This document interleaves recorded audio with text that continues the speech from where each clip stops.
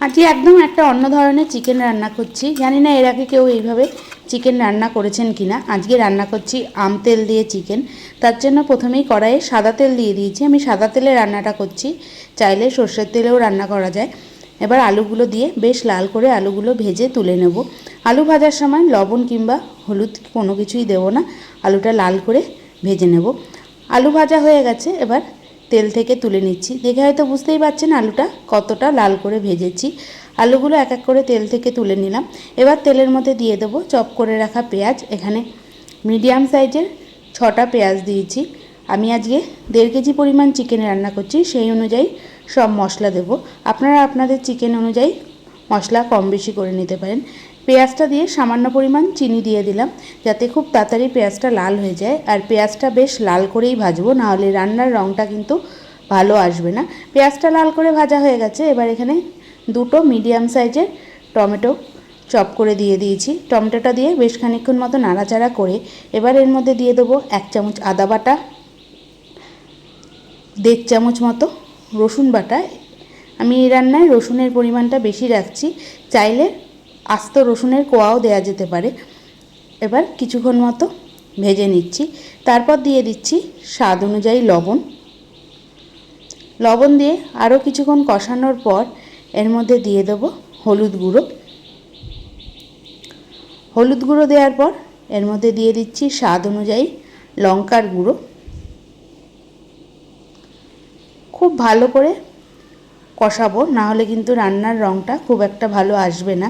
কষানোর উপরই রান্নার রঙটা নির্ভর করছে। এবার এর মধ্যে দিয়ে দিলাম 1 চামচ ধনে গুঁড়ো।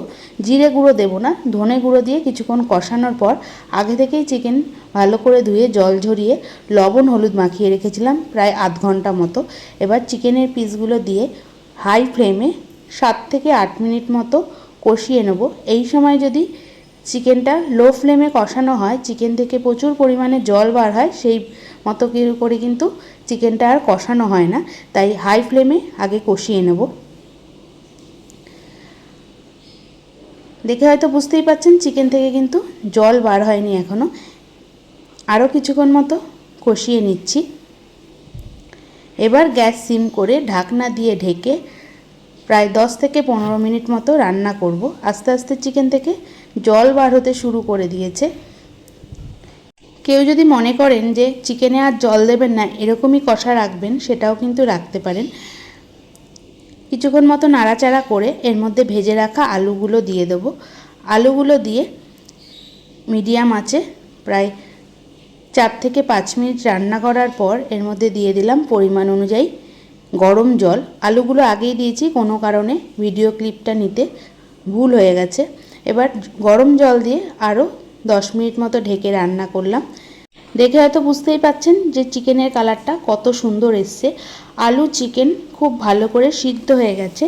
এবার এর মধ্যে দিয়ে দেবো আমতেলের নিচে যে মশলাটা দেখলেন, সেই মশলাটাও কিন্তু এর মধ্যে দিয়ে দেবো। প্রথমে আমতেলের দিয়েই যদি চিকেনটা রান্না করি, খেতে অতটা ভালো লাগে না। তাই জন্য চিকেন রান্না হয়ে যাওয়ার পর আমতেল আর আমতেলের মশলা, তার সাথে আমও এর মধ্যে দিয়ে দিলাম।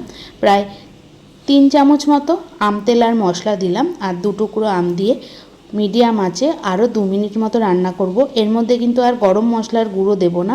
গরম মশলার গুঁড়োটা দিলে আমতেলের যে একটা নিজস্ব গন্ধ আর স্বাদ, সেটা চলে যাবে। এবার আমতেল দিয়ে 2 থেকে 3 মিনিট রান্না করার পর আমি গ্যাস বন্ধ করে দিলাম। তাহলে তৈরি হয়ে গেল আমতেল দিয়ে চিকেন। যাদের কাছে চিকেন রান্নাটা নতুন লাগলো অবশ্যই কমেন্ট করে জানাবেন, আর যারা দেখতে চেয়েছিলেন তাদের জন্যও দেখিয়ে দিলাম। কেমন লাগলো অবশ্যই জানাবেন, আর রান্নাটা করেও আমাকে জানাতে পারেন।